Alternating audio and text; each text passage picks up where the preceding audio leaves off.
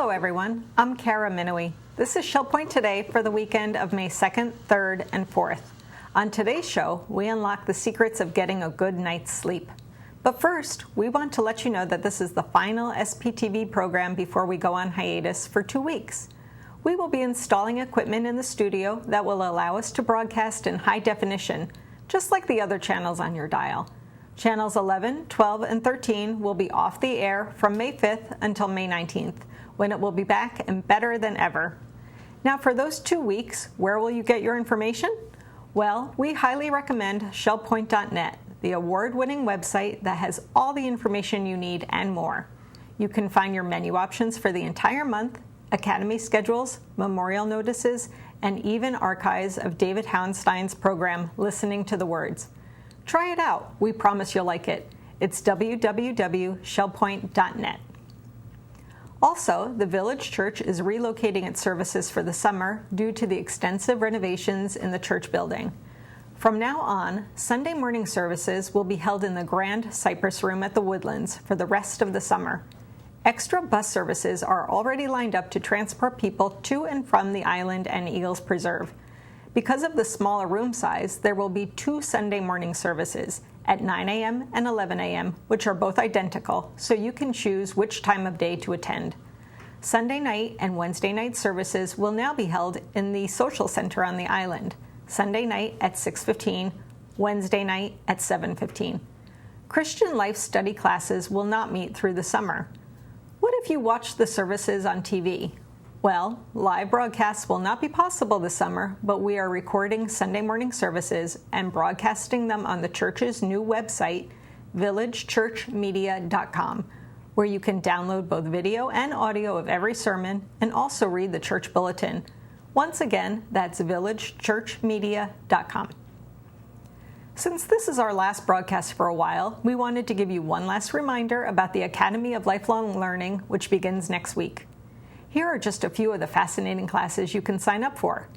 Appreciating Words, the newly reformed word group, is open to all Monday mornings at 10:30 a.m. in the Oak Room. Get your car adjusted personally for you at CarFit, happening Tuesday. Sign up for a free appointment. Adrian Kerr tells us about the modern issues of Pakistan and Afghanistan on Tuesday at 10 a.m. in the Grand Cypress Room. And then next week, he begins a 2-part series on the history of the Buddha. Learn how to be a great storyteller from Dr. David Rambo. His storytelling class begins next Friday, May 9th at 11:15 in the Manatee Room.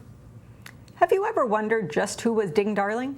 Come hear about the life and times of this world-famous cartoonist and Sanibel wildlife hero from Sanibel expert Christy Anders. She'll be speaking next Monday, May 12th at 10 a.m. in the Grand Cypress Room. Also on Monday, May 12th, what does it take to get a good night's sleep? Our pharmacist, Yao Audu Sarkodie, has the answers and will also tell you why getting a good night's sleep is so important. His Health Connection class, Sleep and Insomnia, takes place Monday, May 12th at 1:15 p.m. in the Social Center. Here's a preview. Hello, Sleepless in Shell Point. I'm Mary Franklin with an upcoming Health Connections. Our guest speaker this time will be Yao Audu Sarkodie from the Shell Point Pharmacy, and he will be talking about sleep and insomnia. It will take place at 1:15 p.m. on Monday, May 12th in the Social Center. Yao, thank you for being here today. Thank you, Mary. Now, this is the second time you have offered this program because we keep getting asked more and more. We need more information about sleep and insomnia. And so we're bringing this talk back. And what are you going to cover during this presentation? Once again, we'll cover sleep and insomnia. We can't speak about one without the other. So we'll define them and then try to break it down, the various sleep disorders or what constitutes sleep architecture in the first place. Okay. And then beyond that, in our own lifestyles, what we can do to attain good sleep and good health, pharmaceutical, non-pharmaceutical, and lifestyle modifications. Okay. So getting a good workout in during the day and exercising and so forth sometimes can help you sleep better, and also taking care of those stressors you have in your life, right? Very much so. Yeah. Very much so. Now there's quite a bit of, you walk in the pharmacy or you hear it on TV about the over-the-counter and natural supplements. Are some of those good, or will you cover that so we know which ones we can look into and which ones to stay away from? Certainly. Some of the over-the-counter products, especially the ones we use for common colds, may contain some ingredients that may not be too helpful if you need to get sleep in the evening. So if a person is having any such sleep difficulties, what we usually ask as pharmacists, are you on any prescription medication or taking any over-the-counters? And based on that, we determine what to or what not to use. Because you don't want a conflict there. Yes. Right? Okay. Yes. And you're really good at breaking it down, and for those that want to know why they are not sleeping, you really are good at breaking down what's happening within the body, and as much as you can, put it in layman terms so we understand the pathophysiology of the whole process, so we can understand it. Once we understand it, how do we take care of it? Right. And that's, part of the so-called clinical pharmacy. The doctor does it, and then we take it to, another level, even before dispensing a medication or suggesting something over the counter. Because if you came in and said, I can't get sleep, I say, go take such and such, or go see the doctor and get such and such. It's not always very helpful. Right. But you ask a few questions, and based on the particular patient's concerns or needs, and then the type of medication they may be on, they may have used in the past or present, you put all that together and say, maybe this would be a very good option to follow. And we've been talking mostly about insomnia, but it's also not healthy to get too much sleep as well, right? So if you're always sleeping, that's not a good sign either. So, and sleep is very important to our overall health. That's a very good remark. In fact, one of the sleep disorders is called hypersomnia. That means sleeping too much. Okay. And I'll touch on that, and also mention the so-called sleeping sickness.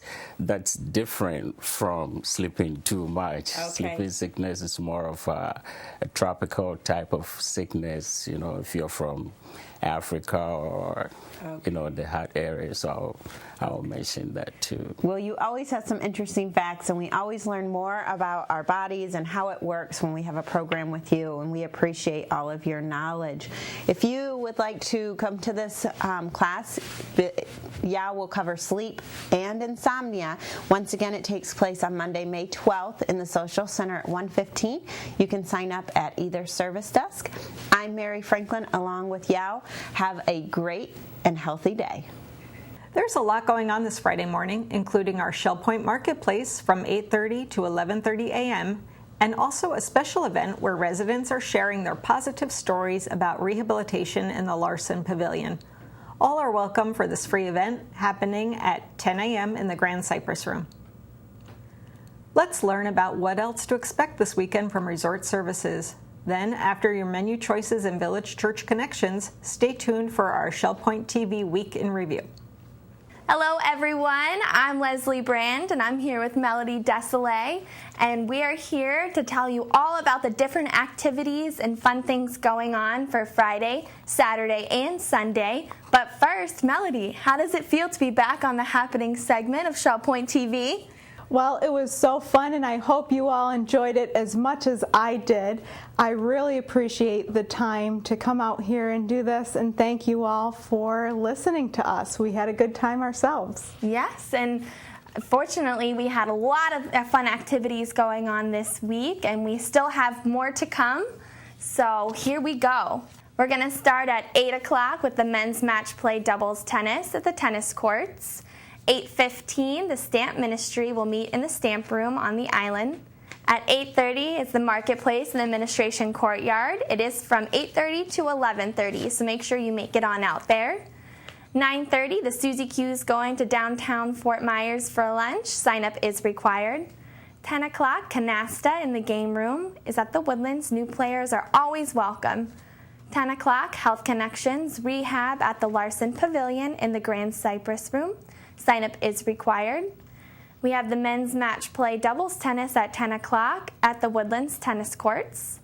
Inquiring Minds meet in the Manatee Room at 10:15. 12:30 is the Mixed Progressive Bridge in the game room of the Woodlands.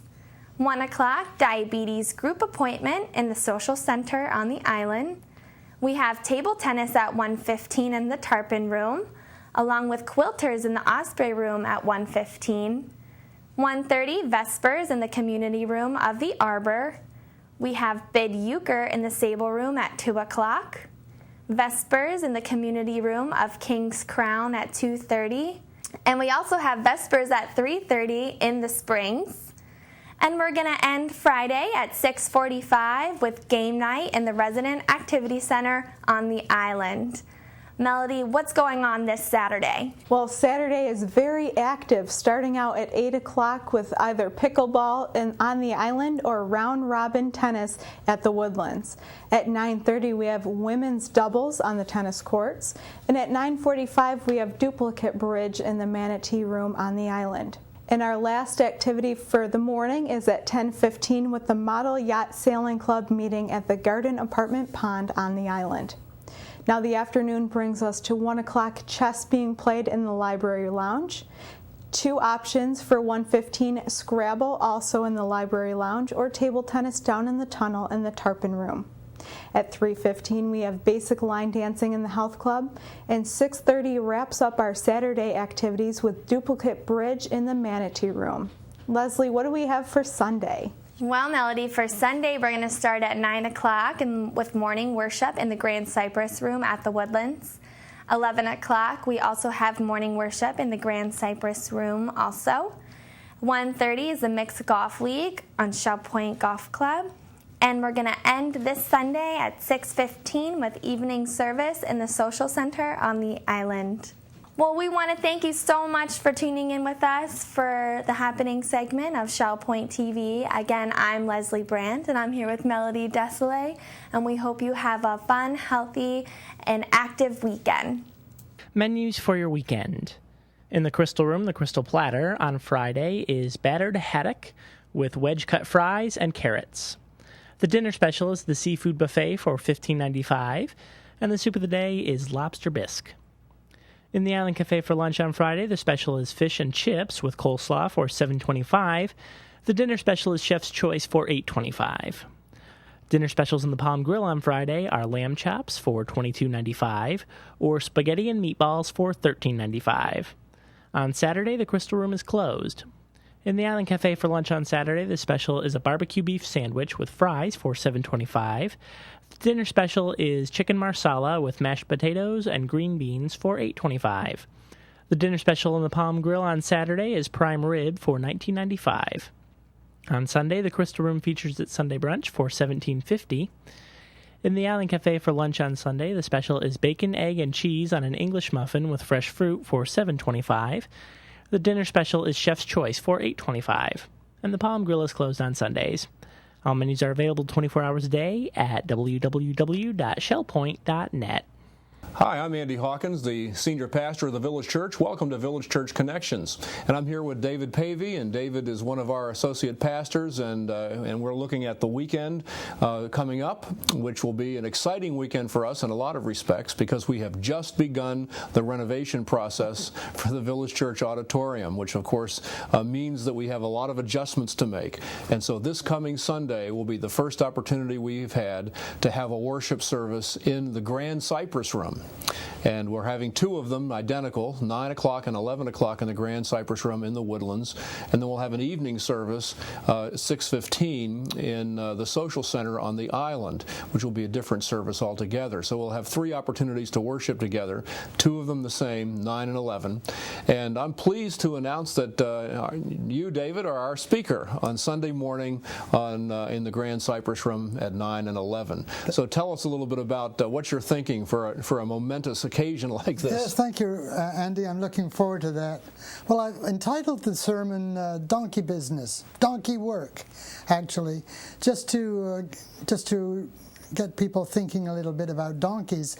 But actually, I'm going to be picking up one of the Old Testament stories about donkeys and drawing some lessons from it, not from the donkeys, but from the owner of the donkeys. It's going to be a good morning, I hope. Absolutely. I have to give the sermon twice, so by the second time it should be up to scratch. Should be good.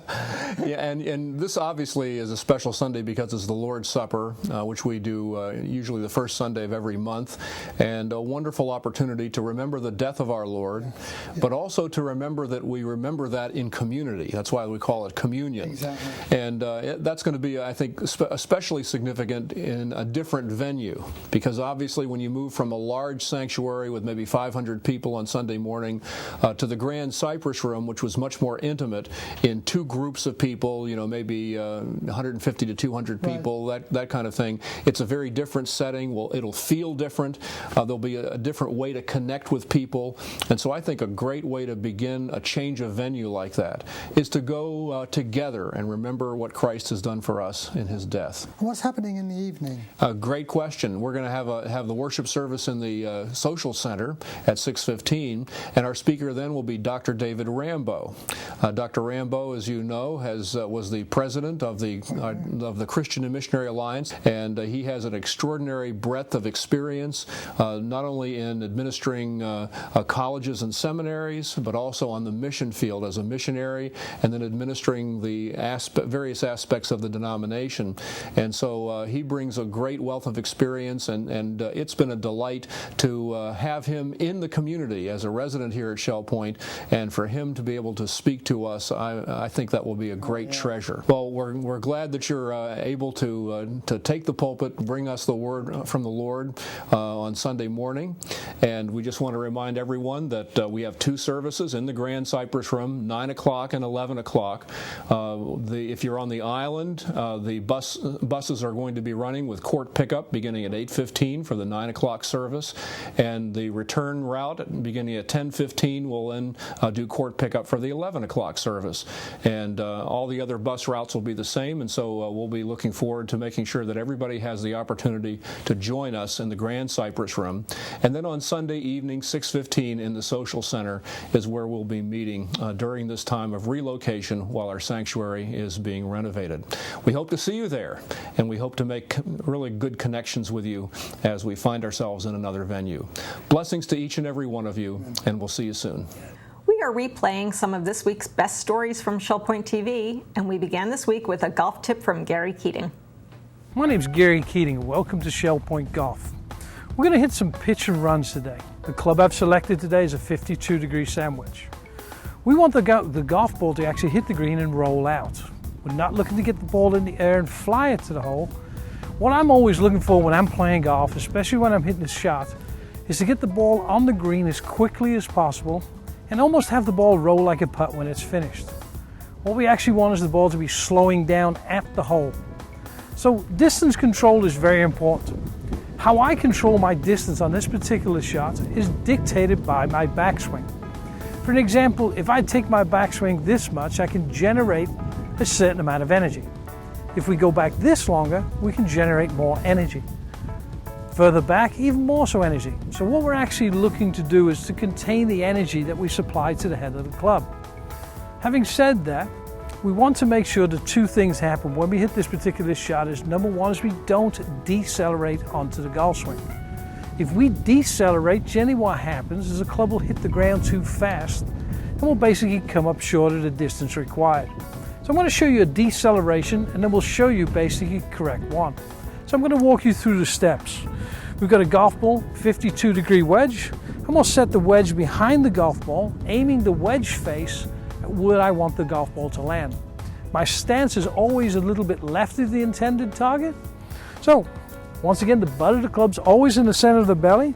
So I'm going to make a practice swing first, and during the practice swings I'm trying to feel the distance that I need to hit it, or the amount of energy I need to supply to produce the distance I need when we hit the golf shot.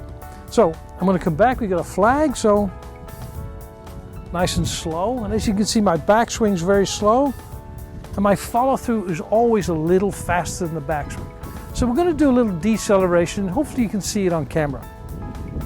So we're going to go back, and we come in, club hits the ground a little fast, blade gently leaves it open, and we gently hit the ball to the right, or we'll hit it thin and it'll run past the flag and off the green. So we're going to do a correct one right now, and you'll see my backswing will be a lot slower than the follow through. So during my practice swings I try to obtain this feeling. So I might take 2 or 3 practice swings, and you'll see the pros on TV do the same thing. So nice and slow, and the follow through's a little faster. Nice and slow, follow through's a little faster. So let's put this into practice. Nice and slow, follow through's a little faster. And as you can see, we've got a successful golf shot. I hope this tip helps you, and you can contact me at shellpointgolf.com or the phone number 433-9790. Phil Hilton is teaching an academy class in calligraphy. Let's learn more.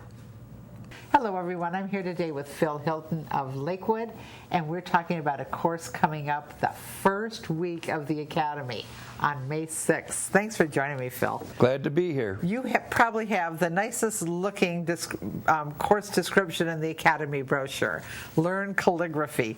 Calligraphy is kind of mysterious to those of us who really don't know how to do it and wish we could. Is it hard to learn how to do? Well, it's not an art form like you have to have natural talent like music or painting. This is something you really learn by doing, and repetitive takes a lot of practice. So anybody who wants to and is willing to put in the time can pretty much learn? Absolutely. There is no talent needed. It's just you need to be ready to work at it, that's all. And if you do work at it, you can do some amazing things, right? Absolutely. I think the thing that we see the most of is a note card to somebody, an invitation. That's what makes up the wedding invitation so special. That's especially true of the particular hand, as we call it, that we'll be learning here, copperplate.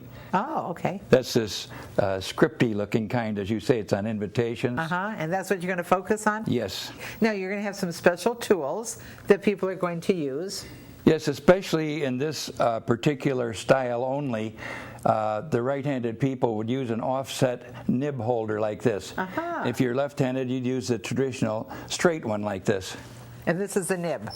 Yep, they're pointed steel nib, and when you press down on it, it makes the width of the letter that you see here on the downstroke, and then you get thinner. That's the beauty of it, the thick and thin of the letters. Interesting, interesting. Now, if someone is coming to this class, what would they expect? I see that we have 5 Tuesdays for an hour and a half. What will your students be doing? In the classroom, I will be demonstrating, and they will be working on a particular element of the alphabet, starting out with basic strokes before we even form letters, because there are 3 or 4 or 5 basic strokes that comprise almost every letter. And if you get those down, then it's easy to form the letters, and we'll be learning that at first, and as we go on, we'll proceed to all of the letters and capital letters and punctuation, so we can write just anything we wish in copperplate. And that will be the 5 Tuesdays at the end of the 5 weeks. How much time will people put in outside of class? They'll probably want to put in a lot, but how much? It's up to them, but I will give them an assignment each week of a couple of pages to practice of a certain thing. And speed is not essential. It's not even desirable. You need to take your time to form these letters, and after you get the formation, because there's a certain slant, like italicized, it's a 53 degree slant to all the letters, and once they learn that, it becomes second nature. Then you pick up a little more fluidity and style with your with your formations. Do you need special paper? We'll be providing a notepad which has little light blue lines on it so you can remember to keep the correct slant. And the nice thing about it is if you do a nice page that you want to keep, you can photocopy that and the blue drops out so you don't see the blue, you just see your lettering. Very nice. Well, we are very grateful that you have a talent that you started way back in college, and you're going to share it with people in this 5-week course. Very generous of you, as always, Phil. Looking forward to it. And your fee for your supplies will give you everything that you need. We hope you sign up and enjoy learning calligraphy beginning Tuesday, May 6th, with Phil Hilton. Adrian Kerr returns next week with a special part 3 of his class on Afghanistan and Pakistan, focusing on the modern issues of these countries. Hello, everyone. I'm Terry Koleth, and I'm here with Professor Adrian Kerr. We're speaking about a course he's doing in the Academy on Pakistan and Afghanistan. Thank you for joining me, Adrian. Thank you, Terry. It's always a pleasure. I've been waiting for this course. I know you've been back and you've gotten some more information, and you're ready to start our summer semester with the most current information.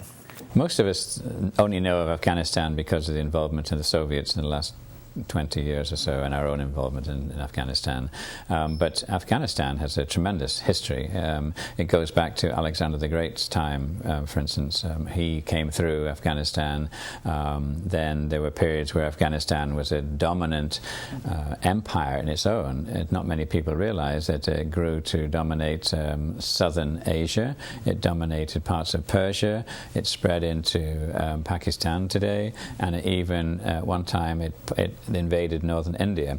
And it's through Afghanistan that we have the Mughal Empire, which is wrongly named, of course, but it's the area which it's the culture that led to such wonderful buildings as Taj Mahal, which is a fusion of Indian culture with Afghan and Persian culture. So although we see it as 3 separate countries, Pakistan, Afghanistan, India, it's really only in recent years, since 1947, when India and Pakistan was separated and Afghanistan was separated, that we see them as 3 separate countries. That's when Afghanistan was separated also? Well, Afghanistan was given its notional independence by the British before that time, before the 40s.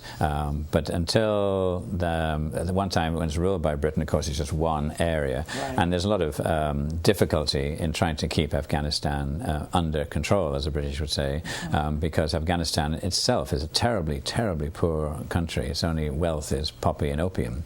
But it was very important strategically because it was the buffer state between the British, India and Pakistan in the south, and the expansion of Russia, who wanted to keep moving south and take over some of the British colonial area. And so Afghanistan became the buffer state, hence its importance for Britain, hence the 2 wars that Britain fought to control Afghanistan, unsuccessfly, I should say, because it was called the Great Game, as the Victorian politicians were mapping out different strategies throughout the world, from China to India to the West.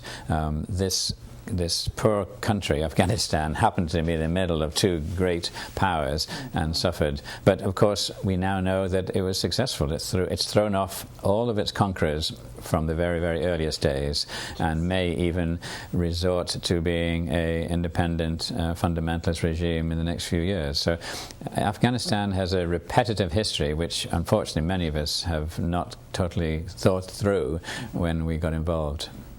And the names, Alexander the Great, the Kushan Empire, the barbarians, they're still, they still can strike terror. Just the might of them and the history.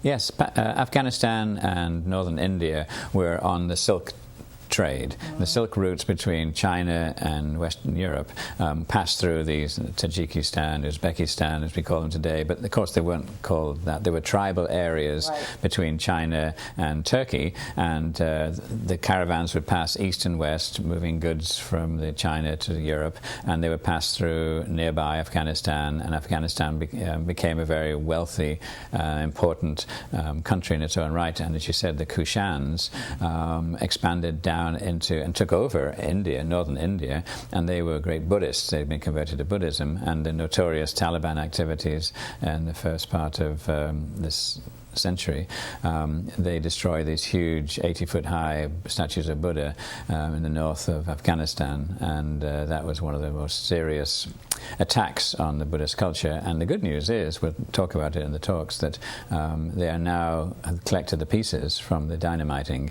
and they're now about to start rebuilding one of the two great statues. That will leave us waiting with bated breath for May 6th when we hear about current Pakistan and Afghanistan. Looking forward to it, Terry.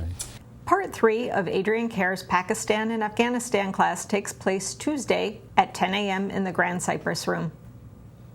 Now we get a word from Robin Church at the Shell Point Salon and Spa. Hi, my name is Robin Church, and I'm the salon manager here at Shell Point.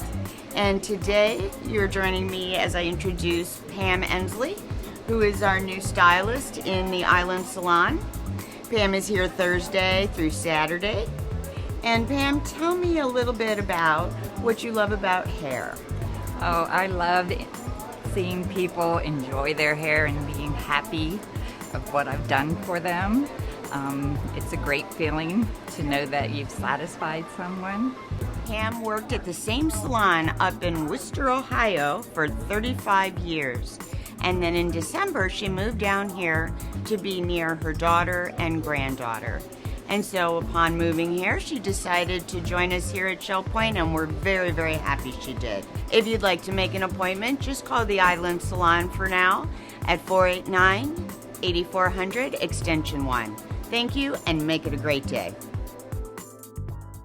How does rehabilitation at the Larson Pavilion help you? These residents want to share their stories. I'm Mary Franklin with an upcoming health connection, which actually came out of a LifeQuest advisory board meeting. I had one of those aha moments when I heard the story of these 3 wonderful residents here at Shell Point.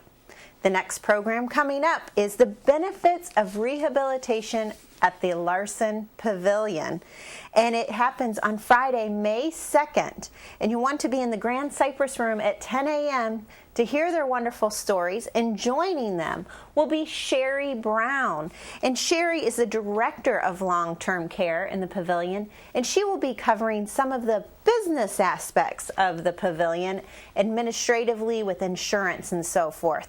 But today, I have these 3 lovely ladies here. Right here we have Emily Klutzing, Dot Beard, and Bobby Brown. Thank you for being here today. Thank you for having us. Well, in our LifeQuest advisory board, we were talking about the Larson Pavilion, and the 3 of you shared such wonderful testimonies about your rehabilitation stays there. And at the program, the residents are going to hear the full, long story. We're going to give them a tidbit today. We're going to start with you, Dot. Okay. Now, the holidays are a little bit difficult, and when you're told you're going to be in rehab, and by the way, you're going to be in the pavilion, that could be a little disheartening, but you had the opposite experience? I did. I never thought being anywhere but home on a holiday would be wonderful, but I felt like a queen. Yes. I was having a hip replacement, and I wanted to take as much advantage of the rehab that I would get in the pavilion. So I decided that I would take full advantage of the 3.5 weeks that I was able to be in the pavilion. And I went in for surgery, had 5 days in the hospital, and then moved to the pavilion and had wonderful, wonderful care. It was wonderful to be able to just take a nap whenever I wanted to, not have to cook my own meals. And it really was wonderful. And the care was so special that I just really felt that I would be happy to tell other people the way I feel about it. Now, Bobby, Pavilion Spa? How does that work? I know that sounds totally crazy, but you have to understand, when you live alone, and I moved to Shell Point all by myself, and I live alone, and I don't have anybody to watch over me and take care of me. So when I had the need to be in the pavilion, I welcomed it because I decided in my mind that I would be going on a spa vacation. And the spa had to do with everything. It had to do with the wonderful meals that I was served. I just sat there and made my menu out, picked out all the things I wanted to eat. The rehab center that I spent a great deal of time in, I treated that like my personal gym, and it was my personal trainers. So my spa vacation included a lot of working out in the gym. And I just loved the care that I got. Everybody was so concerned and so welcoming, and I just treated it just like I was on a vacation. And I know it's a lot of hard work when you're in rehab, but if you think about it in your head differently, then the work is fun. And you make it fun. And so I just one of these people that I decided I was going on a vacation at the pavilion. So now I call it the Larson Spa. Oh, I like that. Well, Emily, you've had a unique experience. Can you give us a tad bit sneak peek of your unique experience? You bet. My most recent was a hip repair on my other side, and that is what brought me into the pavilion for rehab. And I also, as Bobby said, got wonderful care, and it is a healing environment. I came right from the hospital to Shell Point, and I just felt beautifully taken care of, and the one thing that really impressed me was the therapists came right to you and they talked to you about your individual needs, and then each day they came and they brought you to the rehab facility. Well, ladies, I am so thankful that we had this conversation during our advisory board meeting, because it is a life quest story, but we're telling it through the Health Connection. And I think everyone should come to hear the full story, because you're just getting a little taste of the experience that you've had. And then we'll throw in Sherry Brown in the mix to answer any of those unknown questions about insurance, what happens when I'm there, and all of those difficult questions. It will be a panel of these ladies and Sherry talking, and then a lot of time for questions and answers. So if you would like to sign up for this program, please do so at either service desk. As a reminder, it's on Friday, May 2nd at 10 a.m. in the Grand Cypress Room.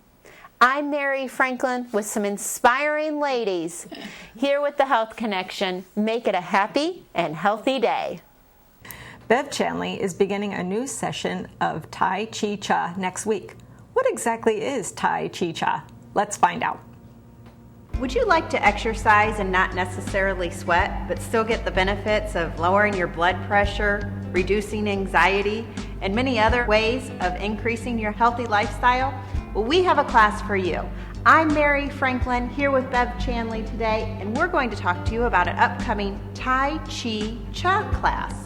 This class is going to meet on Tuesday evenings right here in the Island Health Club. Thanks for being here, Bev. My pleasure, Mary. Well, normally I say Bev Chanley Program Coordinator, but for this hour, you are Bev Chanley, accredited Tai Chi Cha instructor. That is true. Tell me a little bit about your accreditation. The accreditation, when you're accredited as an instructor, you have to mentor with someone for 2 years and take many classes. Complete an intensive course. In my case, I got to go to Newfoundland to do my intensive course. Then you have to pass your teacher training week long, and then they certify you for that. So it's quite a process to get certified. And I am the only certified Tai Chi Cha instructor in Southwest Florida right now. What's the difference between Tai Chi and Tai Chi Cha? Tai Chi usually refers to Tai Chi Chuan. Tai Chi Chuan has been around a long, long time. It's an ancient form. There's 108 movements in Tai Chi Chuan. And usually when you see Tai Chi offered at a YMCA or a health club somewhere, they're talking about Tai Chi Chuan. Now those 108 movements have to be done in order, so that means you have to remember the order in order to get the best out of the practice. Tai Chi Cha is 19 movements. One pose can be done in any order you want, and it's easier to learn and remember. And that's, many people who have taken your class, they enjoy starting or ending their day, even if they're in their home, with what you have taught them. Absolutely, and at first it's interesting because it's a 4:30 in the afternoon class, and people think, oh, by then I'm tired. But they come into class and they're a little tired, and then they leave, they're rejuvenated. And they're like, I'm so glad I came today. And so they really enjoy the fact that it gives them a little bit of a boost of energy in the evening. And it's a great opportunity for those who don't want to do the bouncing around classes, and it really is just a smooth, fluid movement that you'll be teaching them. And it progresses throughout, so you need to go through all the classes. Absolutely. That's why we offered it in an 8-week package, because it is cumulative. You learn 2 or 3 movements every week. And so if you skip a week, I can usually catch you up somehow. Or you can make it up the next week. But you don't want to sign up knowing that you can only make 3 classes, because you won't get the full benefit. And just wearing comfortable clothes, so if you've been to an academy class or out at another event on property, comfortable clothes and just some comfy socks? Absolutely. Flat shoes or comfortable socks. I use the ones with the little sticky. Hospital socks are really good for Tai Chi Cha. Most of us have a pair or 2 of those. And also, people show up in the pavilion auxiliary vests for class. So I've worn everything from skirts to long pants, so you name it, you can wear it for Tai Chi Cha. Well, thanks for being here today, Bev. And this is another great opportunity through the Health Connection offered to you. You can sign up at either service desk. Once again, it runs on Tuesday evenings in the Island Health Club and just costs $40 for the entire session. I'm Mary Franklin with Bev Chanley. Have a happy and healthy day. The Academy is hosting a special event focusing on the orchid greenhouse. Here's a preview. Hello everyone, I'm Terry Kolath and I'm here today with Bob Fuchs of Oakmont. We're talking about an upcoming program on the Academy of Lifelong Learning on our Orchid House. Thank you for joining me, Bob. Glad to be here. Now, Helen Remington, our Orchid House leader, has suggested that you and I might spend a little bit of time talking about this upcoming program for the Shell Point Orchid House. And to start off, tell me a little bit about your history with orchids. Well, my history with orchids goes back to when we moved to Sanibel. This was back in the mid-90s, and I started growing a few orchids around the house. Ultimately, we moved over to Palm Acres as when we joined Shell Point, and moved the orchids over and put them in the pool cage. About a year after that, I was walking around the island, and a lady stopped me at the orchid house and said something about orchids, and she said, wouldn't you like to work here? And I said, well, yeah. So that's 9 years, and here we are. Well, it's such an amazing group of people, varieties of backgrounds. One common thing is a love for orchids. I think that's right. Yeah. And, well, she's going to talk a little bit about what goes on behind the scenes in the Orchid House. We're going to view a film that the Orchid Society made of the Shell Point Orchid House. Helen's going to repot an orchid. But we all know about the Orchid House. I have had many visitors, residents, staff tell me that they think it's one of the most serene, restful, tranquil places there is. Do you feel that when you're there working? Oh, yeah, definitely.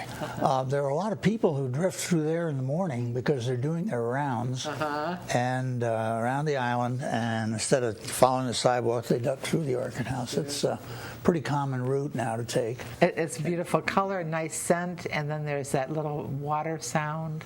And then you get dolphin in the back and various other things. What is it about orchids, Bob? Why are they so special? Well, they're unique. They're individuals, really. Each orchid it's got its own style, its own place it likes to be. And if they don't like where you put them, you usually find out within a few months that it doesn't really like it there. It wants to be somewhere else.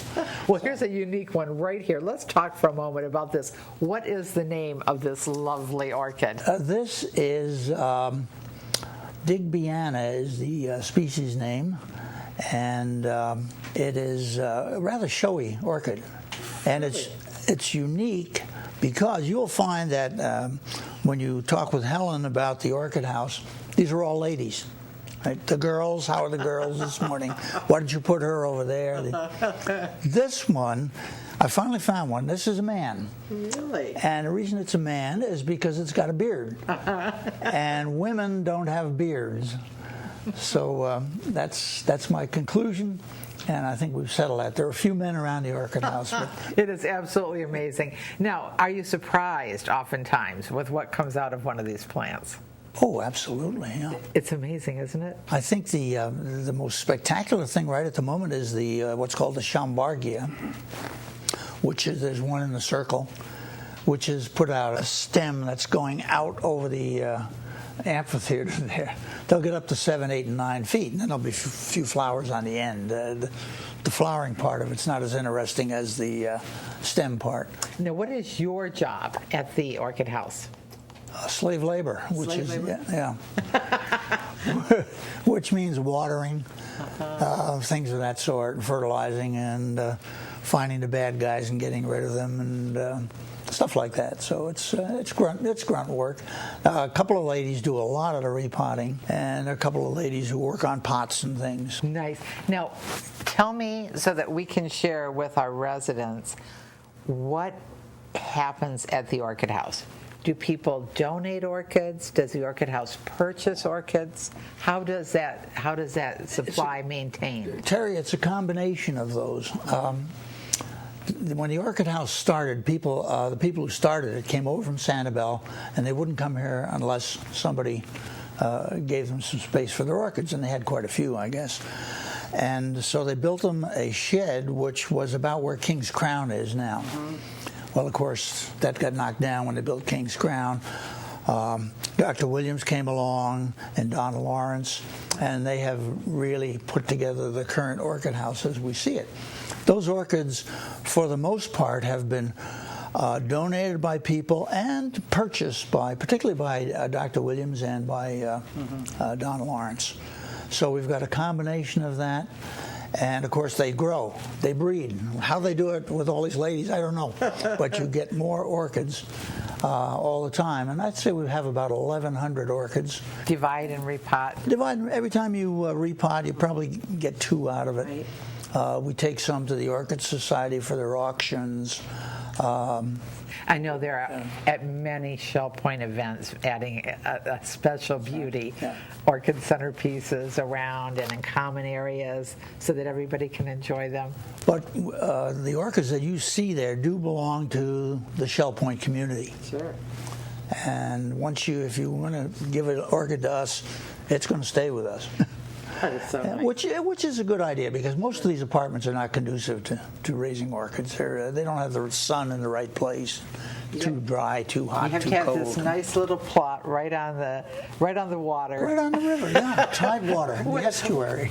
with a great amount of sunlight coming at just the right times. And then big fan to move the air through. And then it's just amazing what happens. Well, I thank you for sharing information.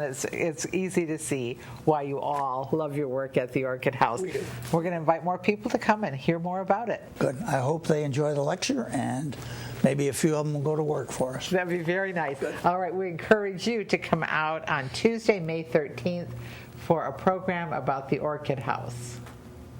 Lighting can make a big difference in the quality of your vision. Let's learn more from Caitlin Kramer-Smith.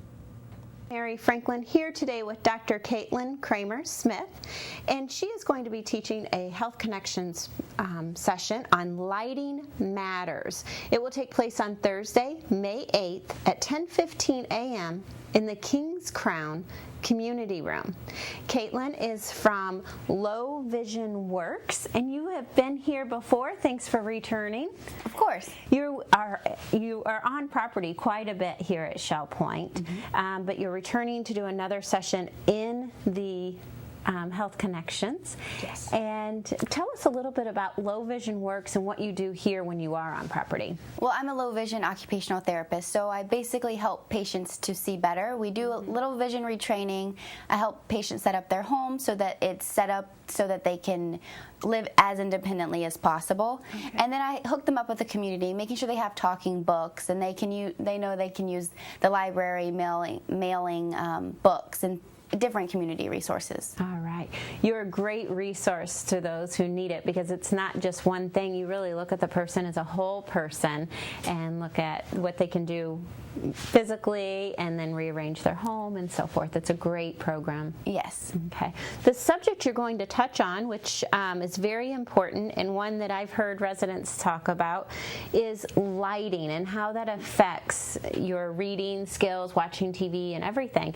And for me, I just think the lights are on or lights are off, but there's a lot more to it, right? There's a lot more to it. There's a lot of different options, and the options can be pretty overwhelming.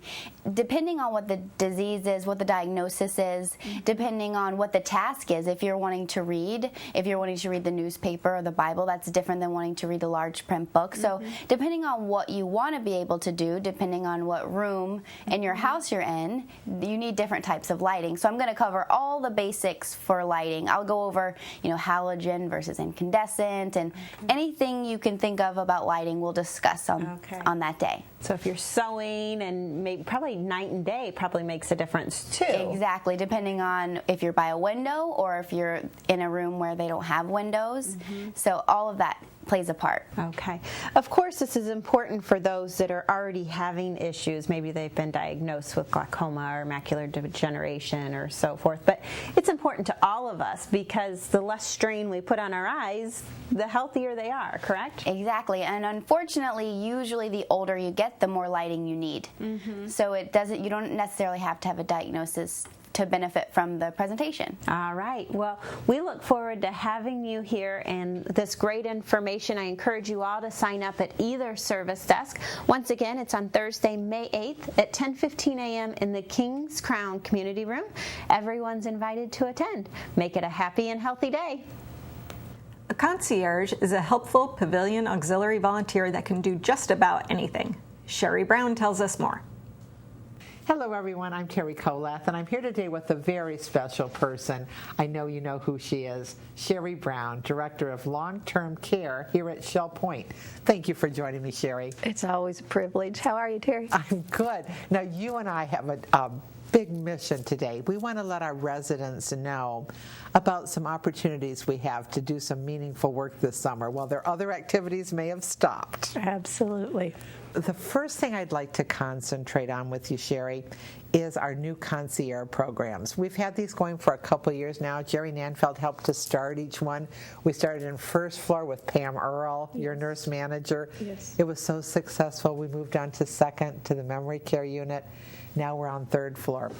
Tell me, what does this mean to you, your staff, your residents? Well, every concierge group is a little bit different because every unit has their own unique needs. Right.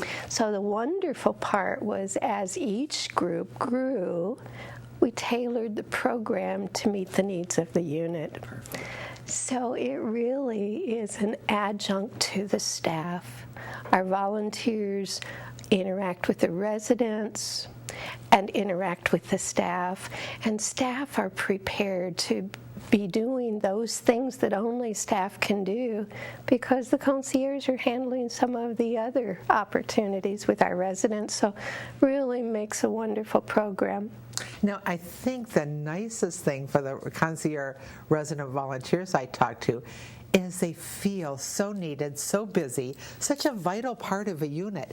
On first floor, what kinds of things are the main goals for our rehab unit with our concierge? Well, often as they interact with a resident, they may explain some of the intricacies of here's how you operate a call light if they've forgotten, or how may I help you get your items into the closet so that things can be hung up and put away appropriately. They might retrieve a blanket if someone says, I'm a little chilly, could I have a blanket? And they might help with just taking a letter and reading it for the resident. I hear things that on the rehab unit, what's so exciting is they're my friends and neighbors. You know, there they are. They're recovering from an illness or injury, and I get to talk to them and help. Or it may be somebody who doesn't even live at Shell Point, and I'm a kind of an ambassador. Absolutely, and they do all of that so well.